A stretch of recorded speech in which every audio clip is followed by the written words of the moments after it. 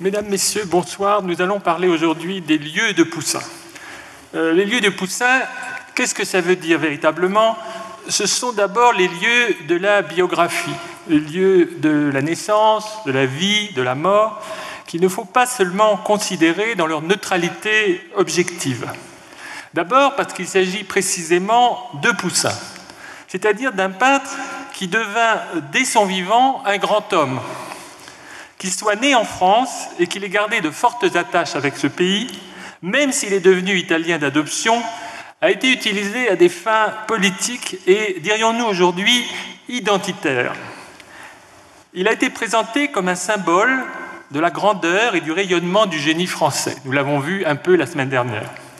Cette question de la nationalité de l'artiste a été posée dès le XVIIe siècle et elle est devenue plus aiguë au cours du temps.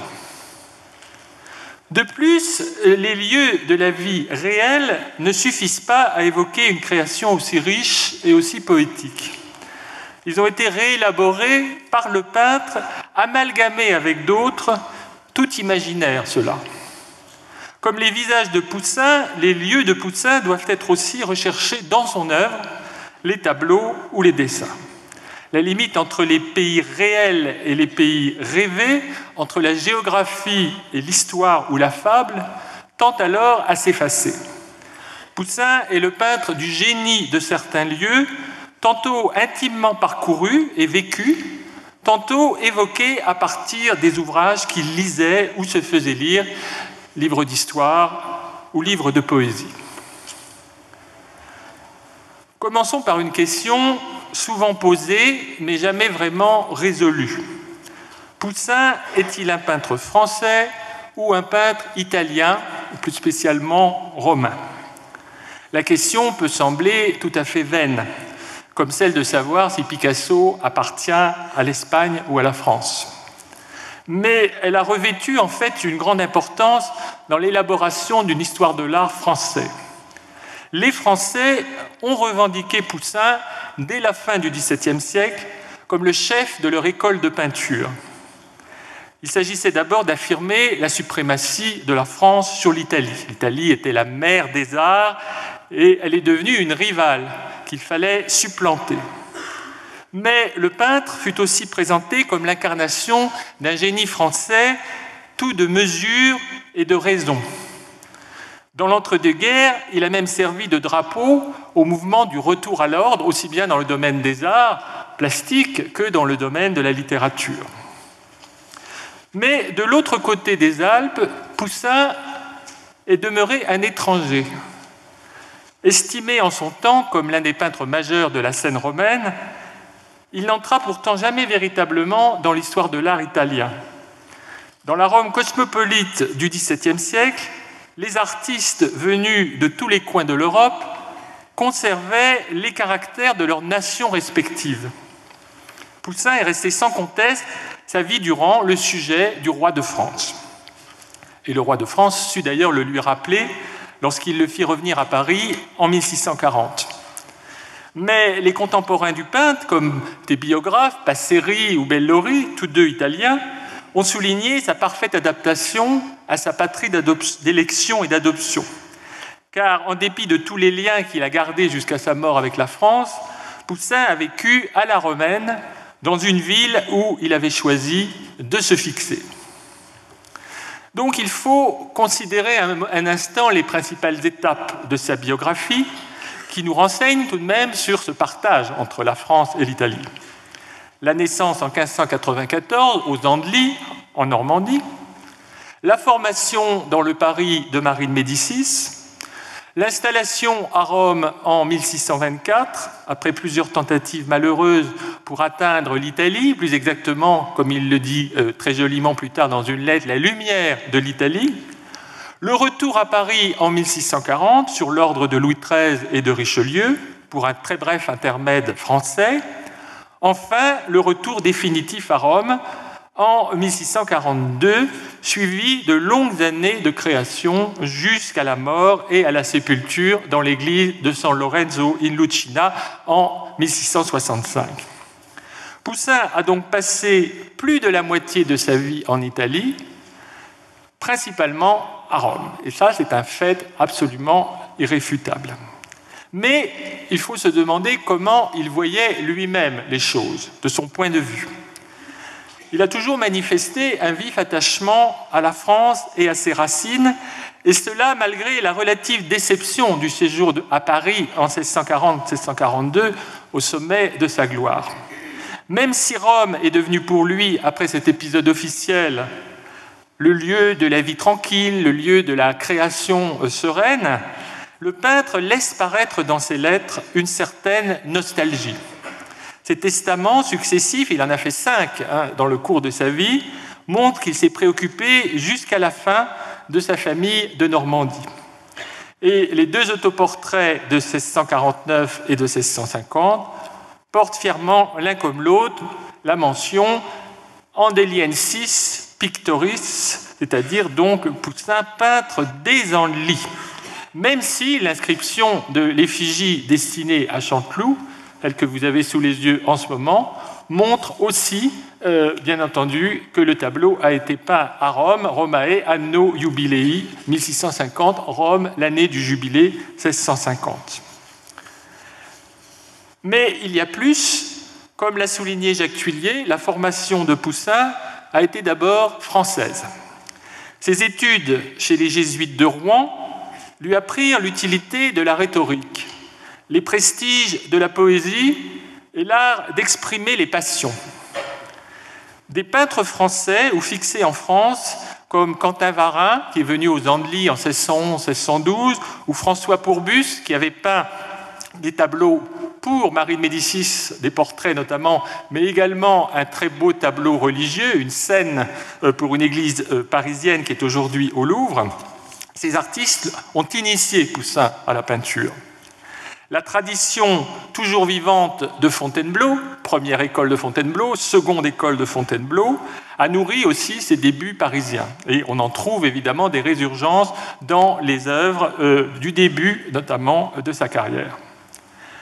Autant un Denis Mahon et dans une moindre mesure un Anthony Blunt méconnaissent cette imprégnation française et insistent sur les influences italiennes, surtout Denis Mahon d'ailleurs, au carrefour des années 1630, autant Tuillier veut voir dans l'homme de 30 ans qui arrive à Rome en 1624 un artiste déjà largement formé. Et il a tout à fait raison de penser qu'en 1624, Poussin a 30 ans, et 30 ans au XVIIe siècle, c'est déjà l'âge de la maturité, ça n'est pas du tout la jeunesse. Nous parlons souvent de jeunesse de Poussin à Rome en 1624-25, mais en fait, c'est déjà un peintre mûr et un peintre formé qui arrive à Rome et qui va effectivement faire évoluer son style au contact des modèles italiens. Les 2 patries de Poussin paraissent donc liées de façon indissociable. Bellori l'a dit très joliment en écrivant en tête de sa biographie que la France fut pour Poussin la Madre Felice, l'heureuse mère, et l'Italie la Maestra et Patria Seconda, la maîtresse et la patrie seconde. Il reconnaissait ainsi leur importance égale dans la formation et dans la carrière du peintre. Cette polarité essentielle détermine un dialogue très fructueux, qui est l'une des clés de la complexité de sa création. Ces lieux du peintre sont bien plus donc que les simples points d'ancrage d'une vie. Ce sont des milieux traversés, propices aux rencontres, propices aux rêves, et ils deviennent des contrées reconstruites et fantasmées. La réalité et les rêveries se côtoient donc dans l'œuvre de Poussin comme elles se sont mêlées au fil de ses jours. Alors, la Normandie d'abord, vous savez donc que Poussin est né à la campagne, à côté d'une petite ville, ou un gros bourg si vous préférez, les Andelys. Il est né très exactement au hameau de Villers, dans une maison qui a disparu et que certains biographes ont présenté comme une ferme, ce qui n'était pas sans doute le cas, qui était peut-être une assez belle propriété rurale, mais qui comportait évidemment des dépendances et une ferme. Cette région des Andelys, on la nomme le Vexin français et elle se situe entre Paris et Rouen, c'est-à-dire, il faut le souligner, entre deux des centres artistiques les plus actifs à cette époque, puisque Paris, qui n'est pas encore le grand Paris de Louis XIII et Louis XIV, mais commence déjà à être une ville où tout le monde, tous les artistes vont affluer, et surtout Rouen, ville très riche, est une ville où il y a déjà beaucoup de peintres et de public pour les peintres. Pierre Schneider, dans un très beau livre intitulé « Le voir et le savoir », paru en 1964, qui est un essai sur la vie de Poussin, voit en Poussin un peintre qu'il qualifie de paysan. Et cet aspect très terrestre d'un Poussin attaché à un sol particulier est une composante majeure de sa figure. Le site, encore aujourd'hui, possède une aura certaine. Il est dominé par les ruines du château Gaillard, château construit à l'époque de Richard Cœur de Lion, et qui, donc à la fin du XIIe siècle, et qui, au moment où Poussin naît aux Andelys, est en cours de démantèlement. Le démantèlement du château commence sous le règne de Henri IV.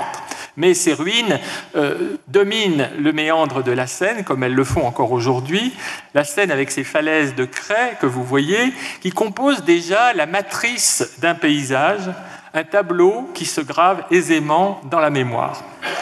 Et on en trouvera des traces dans les tableaux de Poussin jusque très tard, dans les paysages verdoyants, escarpés, de Diogène jetant son écuelle du Louvre, ou de l'automne ou la grappe de la terre promise, et même aussi dans le fond d'architecture d'un tableau pourtant complètement urbain, et La mort de Saphira, où, au-delà des architectures à la romaine, très sévères, on voit se profiler un château qui semble une sorte de château Gaillard reconstitué, restitué dans toute sa plénitude. Cette imprégnation est importante et elle se manifeste encore dans les tout derniers tableaux, peut-être plus encore et de façon plus émouvante, ces derniers tableaux que sont les saisons. Il y a le nid de verdure du printemps, qui est une verdure française et normande, on pourrait même dire, pas du tout italienne, et les travaux des champs de l'été, la cueillette des fruits de l'automne, tout cela renvoie finalement à l'enfance de Poussin, comme si ces images de l'enfance et de l'adolescence étaient profondément imprimées dans l'esprit du peintre, en fusionnant avec d'autres éléments de son musée imaginaire. Ainsi, vous le voyez, c'est un quadrige à l'antique que vous voyez ici, un attelage plutôt à l'antique que l'on voit passer dans le champ où Boaz fait moissonner ses blés. Deux autres lieux ont également compté pour notre peintre. Paris, bien sûr, où il vécut autour de 1620, quelques années, que l'on qualifie de formation, même s'il affecta de dire plus tard qu'il n'y apprit pas grand-chose dans son mépris pour la routine des ateliers. Et Paris, c'est aussi surtout la cour, les rencontres, les intrigues, et c'est ici, au Louvre notamment, dans le cercle de la Reine-Mère, qu'il se lia avec ses premiers admirateurs, comme le poète Giambattista Marino. C'est ici, plus tard, que, rappelé par Richelieu et Louis XIII pour décorer la grande galerie du Louvre que vous voyez sur la gravure d'Israël Sylvestre, qu'il connut les honneurs, mais aussi les contrariétés et les désillusions. Au point de regretter justement le soleil de Rome et de s'en retourner bien vite vers cette vie toute de création tranquille qu'il s'était choisie. Une autre ville, Lyon, où il dut séjourner dans ses jeunes années, autour de 1620, devrait figurer parmi les lieux de Poussin. Mais nous en savons vraiment trop peu sur ce qu'il y fit, sinon qu'il dut y nouer certaines amitiés qui comptèrent par la suite dans sa vie et sa création. Plusieurs de ses plus belles toiles, en effet, furent destinées à de riches banquiers lyonnais ou des marchands lyonnais comme Pointel, Lumag ou Cerisier.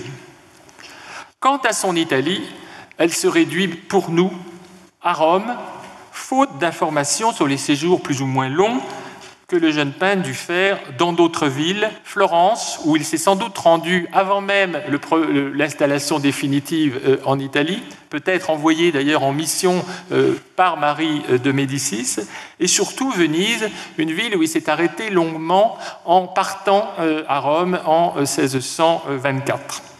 Or, ces autres étapes ont dû compter. Qu'y a-t-il vu alors? Qu'en a-t-il retenu? C'est un peu mystérieux. N'oublions pas que le récit de sa vie, tel qu'il nous est parvenu, comporte d'énormes lacunes. Il est incontestable que Venise est bien présente dans le coloris des tableaux réalisés à Rome autour de 1626-1627, et au souvenir de ce qu'il put voir dans la cité des Doges, s'ajoute ici l'étude des bacchanales de Bellini et surtout de Titien, alors en possession de la famille Aldobrandini à Rome, et on sait que Poussin admirait particulièrement l'offrande à Vénus de Titien, aujourd'hui l'une des gloires du musée du Prado, avec ses nombreux enfants, ses nombreux putti qu'il fit passer dans beaucoup de ses propres toiles. Donc on peut dire que la Rome de Poussin fut d'abord une ville plus ou moins imaginée et recréée avant même le départ, à partir de ce que le jeune peintre avait pu voir à Paris ou à Fontainebleau. Des fontes ou des moulages d'après la statuaire antique, des estampes de l'école de Raphaël, des tableaux des collections royales qui l'ont familiarisé avec le grand goût de l'Antiquité et de la Renaissance. Cette Rome-là restera sa source d'inspiration essentielle. Mais il a été confronté dès son arrivée à la réalité d'une ville cosmopolite, à la société très mêlée, où le faste le plus brillant côtoyait la misère et le vice, les démonstrations de piété. Poussin semble vouloir en retrouver la grandeur perdue, et sa Rome n'est ni celle des grands princes Barberini et autres Sacchetti qui lui commandèrent pourtant des tableaux, ni celle, tout en clair-obscur, du Caravage et de ses épigones, comme Valentin. Vous avez ici le magnifique tableau du concert au bas-relief que vous pouvez admirer en ce moment au Petit Palais dans l'exposition sur les bas-fonds de Rome et qui montre justement une partie du décor de Rome, peut-être même l'envers, d'une certaine façon, du décor que Poussin a voulu recréer. Cette Rome-là va être dans la décrépitude glorieuse de ses ruines, dans la grandeur de ses palais, dans le charme de ses jardins, dans la sauvagerie de ses environs, le lieu poétique où faire revivre aussi bien les vieux Romains que les dieux de la fable antique ou les premiers temps du christianisme. L'imagination de Poussin travaille à partir de ce qu'il voit et de ce qu'il lit. Cela va des chefs-d'œuvre de la statuaire antique ou des fresques de Raphaël conservées au Vatican ou des tableaux de Titien que nous avons vus, jusqu'à d'humbles fragments ramassés à même le sol. Bellori raconte qu'il donna un jour une poignée de tels débris à un visiteur étranger, soucieux de rapporter quelques souvenirs de son séjour. Ramassant de la terre et des graviers, peut-être sur le forum, sur le Campo Vaccino, dont vous voyez ici la traduction en tableau par Claude Lorrain. Donc, ramassant de la terre, une poignée de petits cailloux en quelque sorte, il déclare à cet étranger, d'une manière évidemment un peu provocante, un peu ironique sans doute, « Portez ce cadeau dans votre musée et dites « Ceci est la Rome antique ». À la différence de bien de ses contemporains, dont son ami Claude Lorrain fut le plus illustre, Poussin n'a pas donné à voir une Rome à l'usage des voyageurs, celle qui plaisait à la clientèle des nombreux peintres qui y travaillèrent. On ne trouve point chez lui de ces ruines peuplées de personnages antiques, comme chez Lemaire par exemple, ou modernes, comme chez les peintres de Bambochade, c'est-à-dire ceux qui représentent des scènes de la vie la plus triviale du petit peuple romain, à l'intérieur d'un décor plus ou moins grandiose, avec des ruines, avec des statues, comme ici par exemple le tableau d'un Flamand, Anton Goubeau, qui se trouve au musée d'Anvers et qui représente des artistes parmi les ruines romaines imposantes, certains d'entre eux étant également attablés à une taverne qui se trouve à l'arrière-plan, donc à gauche du tableau. Donc, ce n'est pas une Rome pour touristes, si j'ose dire. Et les fragments de monuments que Poussin va pouvoir insérer dans ces tableaux ont toujours, au fond, une nécessité profonde. Ainsi, par exemple, dans le paysage avec Saint-Jean à Patmos, qui a été peint en 1639 et qui se trouve aujourd'hui à Chicago, l'évangéliste Saint-Jean médite sur la nouvelle loi, la loi du Christ, parmi les débris du paganisme, les ruines de temples, colonnes, etc. Mais en regardant attentivement le tableau, on s'aperçoit que la base que vous voyez ici a la forme d'une croix, quand on la regarde bien, et donc il y a ici évidemment la volonté de créer un fragment un peu inédit qui résume dans sa forme à la fois donc la grande époque de la Rome païenne et bien sûr la Rome chrétienne qui en est l'héritière. Et si Poussin introduit des sites ou des édifices reconnaissables dans ses tableaux, c'est pour les intégrer pleinement à son propos. Alors, dans certaines scènes, on va reconnaître évidemment des monuments qui vont rythmer par leur masse le paysage de Rome, ou un paysage mixte dans lequel il y a de Rome et de la Normandie, comme c'est le cas avec le Diogène jetant son écuelle. À l'arrière-plan à gauche, en effet, Poussin a représenté le belvédère de Bramante au Vatican, qui est censé symboliser au fond la grandeur de Rome, mais aussi le luxe de Rome, et ce luxe auquel le philosophe au premier plan est en train de renoncer, est en train de tourner le dos. On voit également dans un autre tableau célèbre du Louvre le château Saint-Ange qui est placé à l'arrière-plan donc de la scène d'Orphée avec la mort d'Eurydice, et on s'est beaucoup demandé pourquoi effectivement ici Poussin avait représenté ce château Saint-Ange incendié avec de la fumée qui sort, et il y a toutes sortes d'interprétations qui ont été avancées de ce détail qui est un détail très imposant que l'on remarque. On voit ici que la masse du château Saint-Ange, elle rappelle bien sûr Rome, mais elle a également une nécessité plastique dans la composition du tableau. Il fallait à cet endroit de la composition un monument imposant pour équilibrer sans doute la partie droite et également les figures placées au premier plan. Et autre exemple que l'on pourrait donner, dans Jésus et la femme adultère, où le fond d'architecture revêt une grande importance, on voit au fond sur la droite un palais à la romaine qui rappelle certains palais sévères de la Renaissance classique, notamment le palais de la Chancellerie de Bramante. Alors, ce sont de beaux volumes, d'imposants volumes que la lumière va découper avec netteté, mais ils n'ont pas ici une fonction décorative. Ils sont nécessaires à l'équilibre des compositions, sans parler, bien sûr, de possibles significations symboliques que la glose moderne s'est employée à déchiffrer. Cette Rome ressuscitée, poétisée, souvent réduite à une épure, n'a en fait que peu à voir avec les lieux réels plus prosaïques où s'est déroulée la vie de Poussin. Il habite dans le quartier des étrangers, le quartier de la Trinité-des-Monts et de la place d'Espagne, dont le tableau de Claude Lorrain, que vous pouvez également voir en ce moment au Petit Palais, donne une idée assez fidèle, avec même au premier plan une scène de prostitution, donc une scène de la vie la plus quotidienne, si j'ose dire, placée devant ce panorama qui, par la suite, va beaucoup changer au cours du XVIIIe siècle avec l'aménagement de la place et avec la construction des grands escaliers que vous connaissez. Voilà une image plus fidèle des lieux où Poussin a vécu sa vie. Et d'autre part, se pose le problème, la question qui intéresse toujours beaucoup les aficionados de Poussin, sa maison, la maison où il a vécu. Alors, malheureusement, cette maison, elle n'existe plus, et on le savait déjà d'ailleurs dès le XIXe siècle, elle n'existait plus. Elle se trouvait en fait sur la Strada Paolina, Via del Babuino, c'est-à-dire une des trois grandes rues percée du temps du pape Sixte Quint et formant ce qu'on appelle le tridente qui part de la Piazza del Popolo via Paolina qui se prolonge en Via del Babuino, Via del Corso, Strada del Corso et Strada di Ripetta plus bas.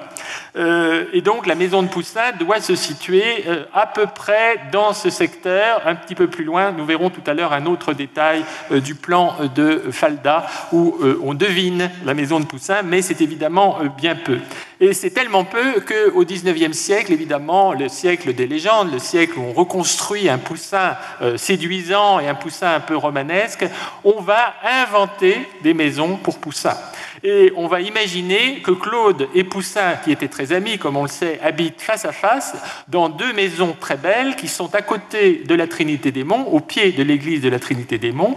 La maison de Claude Lorrain, que vous voyez ici sur cette mauvaise photographie, malheureusement, est en fait le palais de Zuccari qui abrite aujourd'hui l'Institut allemand. Et de l'autre côté, à la place de ce grand hôtel Hassler Villa Médicis, il y avait une maison plus modeste, mais quand même de belle apparence, qui a été considérée pendant longtemps au XIXe siècle comme la maison de Poussin. Alors il faut évidemment en finir avec ces enjolivements et noter que la maison de Poussin se situait plus bas, dans la Via del Babuino, à peu près à cette hauteur du plan, c'est-à-dire en fait en face de ce qu'on appelle le Collegio dei Greci, le collège des Grecs, à côté de l'église grecque de Saint-Athanase, qui se trouve ici et qui avait été terminée au XVIe siècle par Giacomo della Porta, une des églises les plus sévères de Rome, dans laquelle d'ailleurs que l'on retrouvera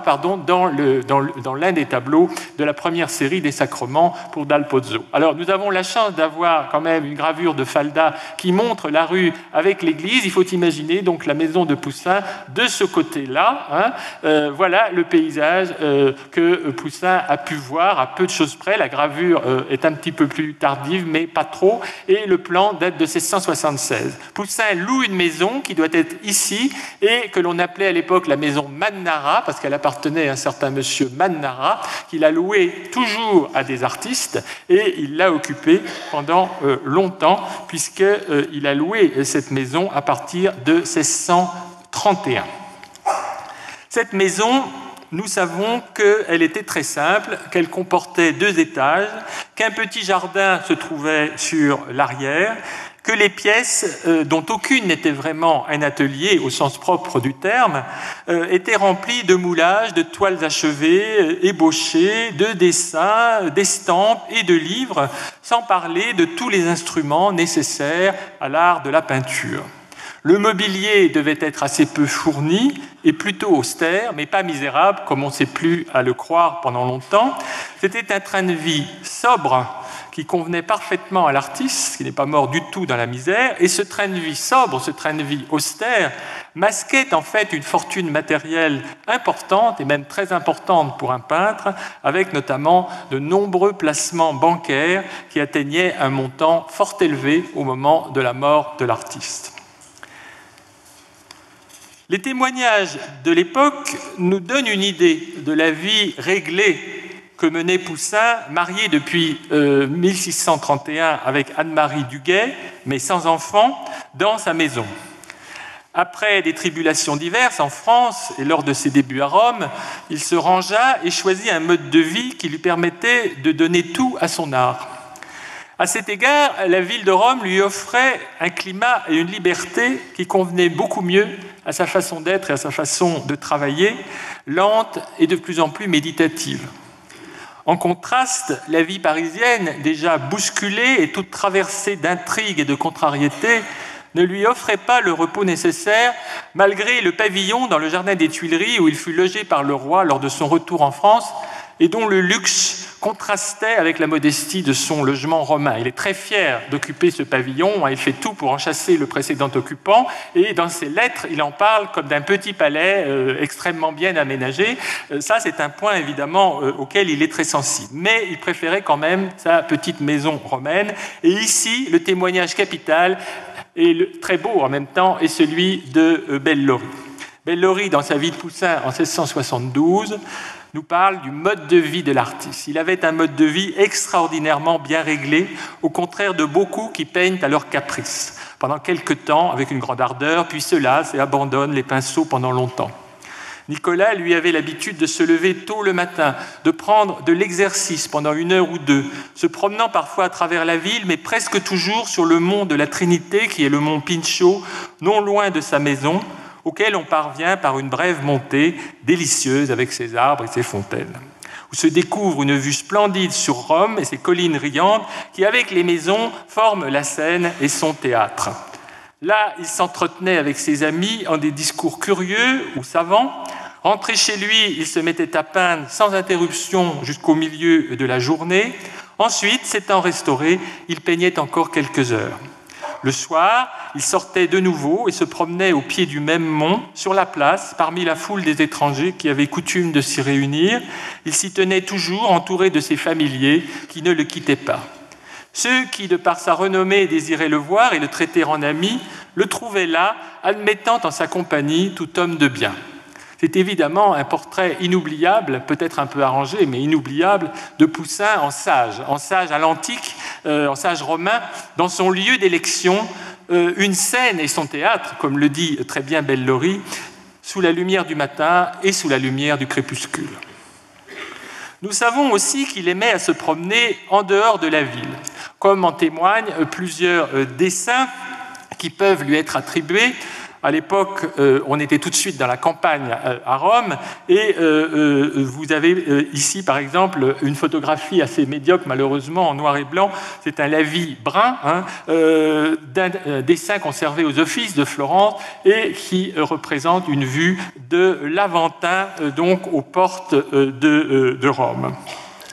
Les dessins qui lui sont attribués, et c'est un problème extrêmement compliqué dans lequel je ne m'aventurerai pas, donc qui lui sont attribués, mais qui restent encore souvent très discutés.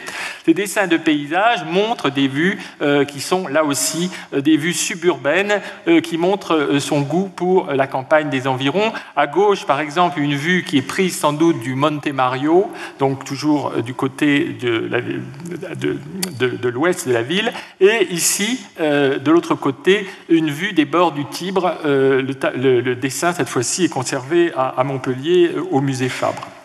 On sait également que Poussin, dans sa jeunesse, quand il montait à cheval encore, allait se promener avec Claude Lorrain et plusieurs autres artistes dans la campagne romaine, dans les monts Albins, vers Tivoli. Et ça, c'est aussi quelque chose de très important qui a pu servir, qui a pu nourrir la création de ces tableaux et les fonds de certains de ces paysages.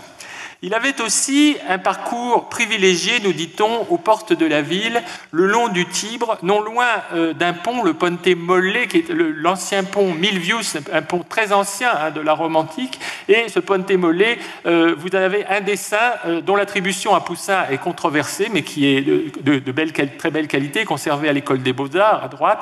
Et à gauche, je vous montre le paysage de Claude Lorrain, qui, sur le même site, paysage de 1645, qui est conservé à Birmingham, en Angleterre. Alors, c'était un lieu particulier que Claude, que Poussin ont représenté, et c'est un lieu qui a été évoqué aussi par Poussin dans un de ses plus beaux paysages, le paysage avec Saint-Mathieu et l'Ange, qui fait pendant au Saint-Jean à Patmos, que nous avons vu tout à l'heure, tableau peint pour Giovanni Maria Roscioli, un ecclésiastique siennois, en 1639. Alors, il s'agit de placer à l'arrière-plan de cette scène où l'on voit Mathieu et l'Ange une vue du méandre que fait le Tibre à cet endroit, et on voit au loin également la tour des Milices et un certain nombre donc de montagnes, d'ondulations qui évoquent la campagne romaine. Cette fois-ci, on est bien à Rome, on n'est pas en Normandie, on est devant un paysage qui est relativement aride, relativement austère, surtout avec un côté un peu abandonné qui va s'accroître bien entendu dans les siècles suivants et qui plaira beaucoup aux gens du 19e siècle qui vont évoquer à leur tour le souvenir du Poussin, comme on dit toujours, le Poussin, notamment un sublime petit paysage de Corot, qui est dans les salles du Louvre de 1826 et qui s'appelle « La promenade du Poussin », où le site est présenté tout nu en quelque sorte, avec juste une barque et un arbre qui anime cette espèce de désert, mais on sent que ce désert, par la magie même du titre de Corot, fait revivre le souvenir de Poussin. Et à droite, un dessin plus appliqué, mais de très belle facture, de Paul Flandrin, conservé également au musée du Louvre, et qui montre de façon plus topographique les berges du Tibre à cet endroit. Nous avons également, dans un domaine de peinture d'histoire cette fois-ci, une évocation des promenades de Poussin, de la promenade du Poussin, par des peintres comme Léon Bénouville, qui a fait de cette promenade le cadre d'une scène conforme à l'imagerie de l'époque, à une époque où on aime bien imaginer la vie quotidienne des peintres et où en même temps on va relier cette vie quotidienne à leur création dans cette vue un peu naïve qui veut que la vie quotidienne, les spectacles vus pendant les promenades notamment, peuvent alimenter la création de tableaux d'histoire. Alors le tableau de Bénouville est conservé aujourd'hui à Amsterdam au musée historique, il date de 1856 et il a été exposé avec un grand succès au salon et on voit Poussin revêtu toujours de son manteau noir, le fameux manteau dans lequel il pose sur l'autoportrait de 1650, qui est assis sur la berge du Tibre, devant justement la vue du Ponte Molle, et qui est en train d'observer des lavandières italiennes qui sont en train de baigner un enfant robuste. Et du coup, dans le livret du salon, on nous dit que Poussin, ici, trouve brusquement, en voyant ce spectacle, le sujet d'un de ses tableaux, le Moïse sauvé des eaux. C'est l'exemplaire que posséda le nôtre, le jardinier de Louis XIV, de 1638, que vous pouvez donc voir dans les salles du Louvre. Voilà, si vous voulez, cette espèce de légende dorée des grands hommes qui a son importance malgré tout, puisque le XIXe siècle a rendu à sa manière un culte à Poussin, même si ce n'était pas un culte très informé, très scientifique. Cette imprégnation physique et visuelle de Poussin par le génie de Rome, de la ville de Rome, de la campagne de Rome, ne saurait être séparée, répétons-le, d'une faculté d'imagination. Une faculté d'imagination très vive, stimulée par la lecture des poètes anciens et modernes, et notamment Virgile et le cavalier marin, Giambattista Marino.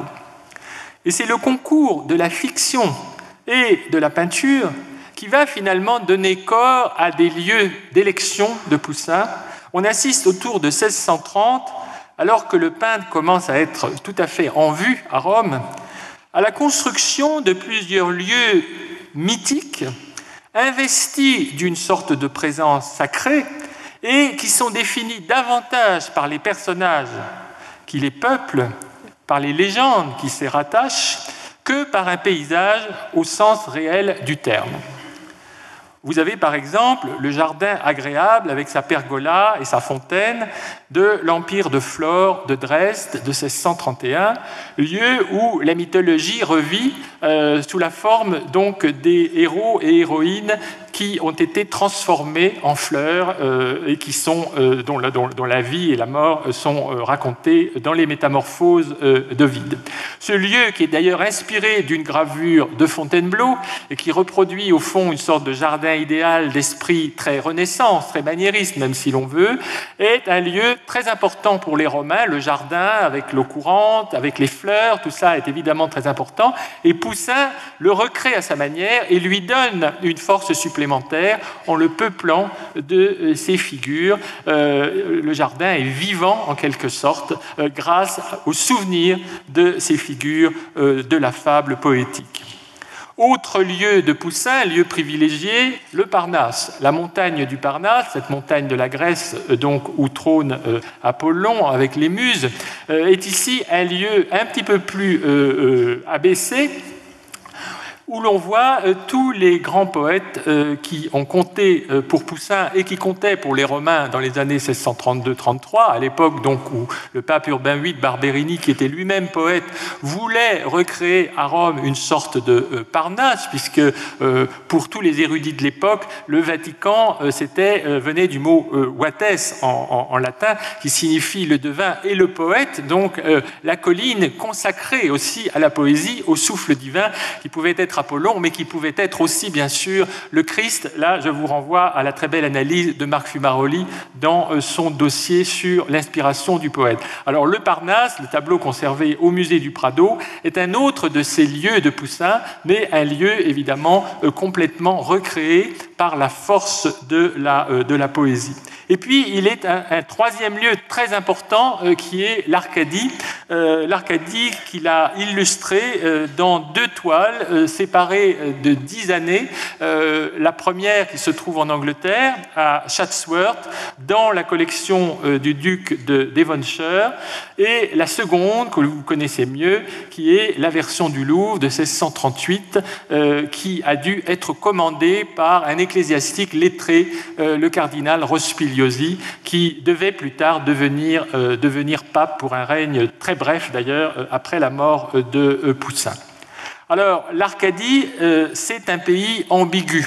Les historiens de la Grèce, ou même les géographes anciens, nous disent que c'est une contrée de la Grèce antique particulièrement sauvage et austère, avec des forêts, avec une végétation très, très, très forte, où les habitants vivaient dans une certaine frugalité, dans une certaine rudesse, mais à cause de cette frugalité même, connaissaient un bonheur parfait.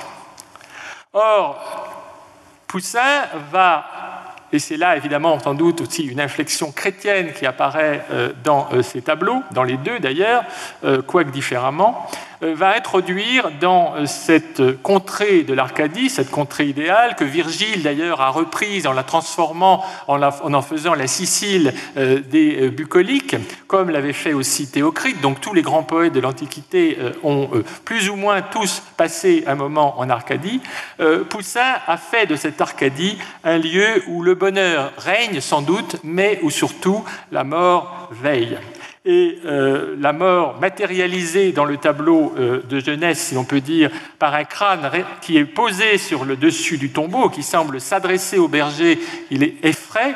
Et au contraire, ce crâne, comme l'a très bien remarqué Panofsky depuis longtemps, disparaît dans la 2e version. Il n'y a plus que le tombeau, il n'y a plus que l'inscription, que les personnages déchiffrent d'une manière d'ailleurs extrêmement graduée, puisque celui de gauche semble encore sous le poids du chagrin, sous le poids de la douleur d'avoir perdu un être cher. Le deuxième est en train de déchiffrer du bout de son doigt l'inscription « Et in Arcadia ego ». Le troisième en tire une sorte de leçon qu'il semble proposer au 4e personnage, à cette femme qui est évidemment la figure la plus belle de la composition, la figure clé, mais qui reste une énigme et dans laquelle Lévi-Strauss, dans un très beau commentaire, voyait tout simplement la mort. Donc on est ici au plus près de l'intention poétique que l'on trouve à ce moment-là chez les lettrés romains et que l'on va trouver chez Bellori, puisque Bellori va appeler ce tableau, va lui donner un titre, non plus Et in Arcadia ego, mais il va traduire en italien la felicità soggetta alla morte, la félicité, le bonheur soumis à la mort. Le tombeau autour duquel les personnages méditent fixe le défunt en un certain lieu, un sol particulier qui est le sol de l'Arcadie, mais c'est aussi un sol d'universelle portée, comme en témoignent toutes les lectures successives qui ont été faites du tableau, de Goethe à Panofsky ou à Lévi-Strauss, en passant par Nietzsche. Un second thème de portée tout aussi générale, c'est ce qu'on pourrait appeler le lieu commun de la vie comme voyage ou comme pérégrination à travers un monde indifférent, voire hostile. Et là, il faut comparer les paysages de différentes époques de Poussin, car la chronologie a ici son importance. Il y a une véritable évolution de sa pensée et de sa poétique. Dans les paysages du début, réalisés à Rome dès son arrivée, sous l'emprise encore des tableaux vénitiens, notamment des tableaux de Titien, on voit une nature plutôt accueillante très sensuelle, une campagne d'une grande plénitude en harmonie avec des corps dénudés qui la peuplent et qui semblent en émaner. L'exemple le plus spectaculaire, c'est le magnifique paysage qui se trouve aujourd'hui à Montpellier, qui date des années 24-25, et c'est un peu un miracle si nous voyons aujourd'hui ce tableau dans toute sa complétude, puisque c'était un dessus de porte, visiblement, un tableau donc tout à fait en largeur, car il avait été coupé autrefois, divisé à peu près à cet endroit que l'on devine encore sur la photographie, et une partie se retrouvait à Montpellier, l'autre dans une collection privée anglaise. Finalement, on a réussi à rapprocher les deux morceaux, d'abord virtuellement, et ensuite réellement, puisque le musée de Montpellier a pu acheter le morceau anglais et le rabouter avec son propre morceau. Et ça donne évidemment une œuvre d'une poésie, d'un lyrisme extraordinaire, mais cela n'est pas le dernier mot de Poussin en matière de paysage. Ici, c'est un paysage où on sent un abandon et une sorte de plénitude. En revanche, les paysages qui viennent ensuite, des paysages des années 1630, 1634, 1637, celui du Prado avec un tombeau à gauche, ou celui avec des voyageurs qui cheminent ou qui se reposent dans le paysage qui se trouve à Londres, à la National Gallery, cette fois-ci apparaît justement cette idée de la vie comme un voyage, comme une pérégrination à travers un monde indifférent.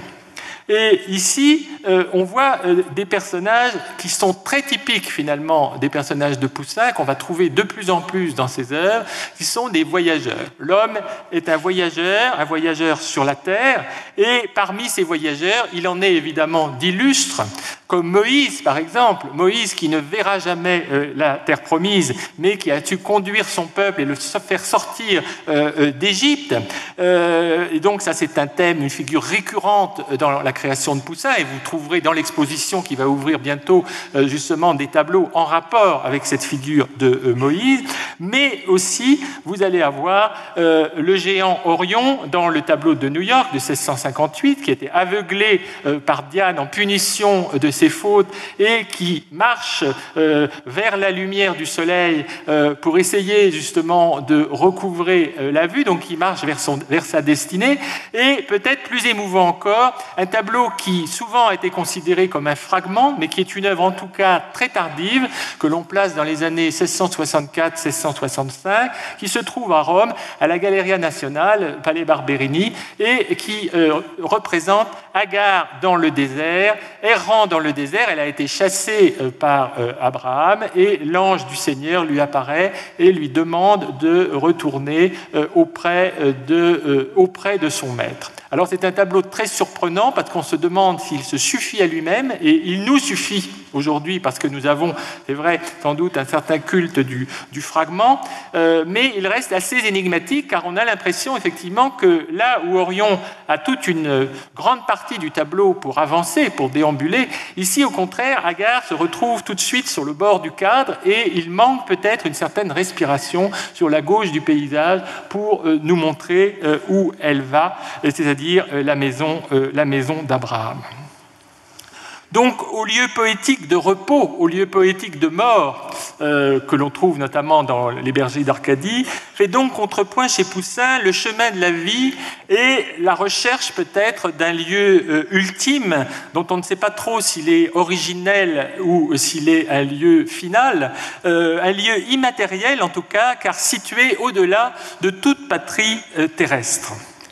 Et il est bien possible que Poussin se soit projeté, même si je n'aime pas du tout ce mot de projection, dans les deux tableaux en pendant de l'histoire de Phocion qui ont été peints en 1648 pour un amateur lyonnais nommé Cérisier.